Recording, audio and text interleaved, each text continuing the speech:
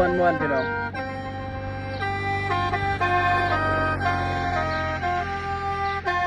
แจ้งพี่น้อง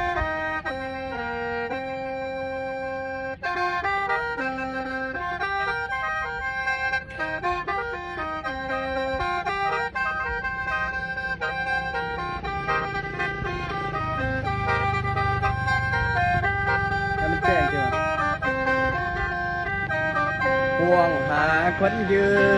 นทุกวันคืนหัวใจโศกโครมคิดถึงสาวธาตุพนมคิดถึงตากลมเลือดจากคณาก่อนเคยผูกพันร่วมกันครั้งหนึ่งผ่านมาหาข่าวไปในงานบูชานมัสการประธาตุพนมแค่หนึ่งมีวายหัวใจข้างหนึ่งบ่เศร้าคิดถึงใบหน้านงเยาว์คิดถึงภาพเก่าที่เคยสุขสมคิดพอดเข้าหลังเมื่อครั้งเขาเคยเที่ยวสมคิดถึงหน้าตาคมคมไหว้ธาตุพนมในคืนวันเพ็ญยืนอยู่แคมป์ของเลี้ยวมองไปฟ้าฝั่งขวา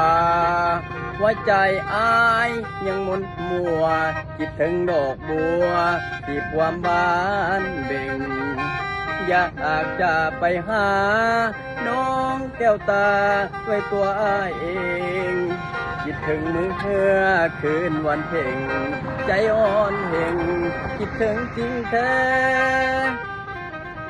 โอ้นวลละออลืมแล้วบ่เมื่อครั้งผ่านมาหากน้องเจ้าบอกลืมลานาทีหน้ามายามอายแน่มือบุญธาตุหลวงเสิญพุ่มพวงไปห่วมแท้ๆจะขาน้องเมยอดสีแพ้จะขาน้องแพ้อยู่บุญธาตุหล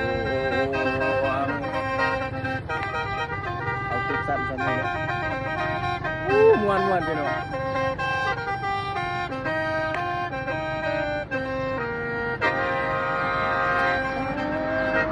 สุดยอดสุดยอดทุกคนพี่น้องเด้อผู้ใดมีความสนใจอยากได้แคนจากสามทิศอาจารย์เซลกับพวกเราอย่าลืมติดต่อด้วยพี่น้องเด้อแคนมีขายพร้อมส่งทุกสาขาทุกที่แล้วครับพี่น้องเอาฝากถ้าผู้ใดรับชมคลิปนี้ก็อย่าลืมฝากกดไลค์กดแชร์ทั้ง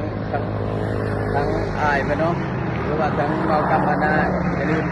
ฝากกดไลค์กดแชร์กดติดตามเป็นกำลังใจเด้อพี่น้องเด้อเพื่อจะสร้างคลิปต่อไปเนาะเอาขอบใจหลายๆมันนี่ฝากติดตามด้วยพี่น้องกดใจกดแชร์เพื่อเป็นกำลังใจทั้งสองกดพี่น้อง